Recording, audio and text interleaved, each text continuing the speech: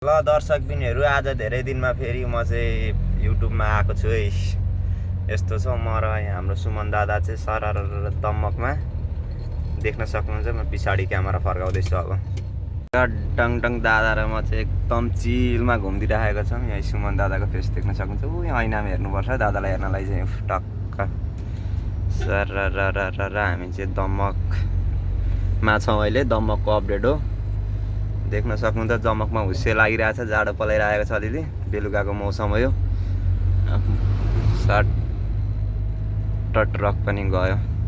ल दर्शकबिनहरू अब म तपाईँलाई नयाँ भिडियोको साथमा म फेरि अर्को भिडियोमा भेट हुनुपर्छ हामी।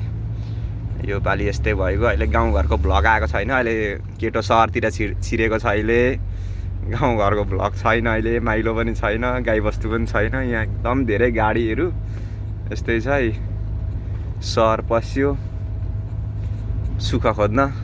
अब के हुन्छ त अब तपाईँलाई म दम्मकको अपडेट गराउँदै गर्छु। अनि नयाँ कुरो चाहिँ यहाँ झापामा कसले मार्छ त बाजी भन्ने हाम्रो छ यहाँनिर। तपाईँहरूलाई त्यो भिडियो पनि म ल्याउँछु।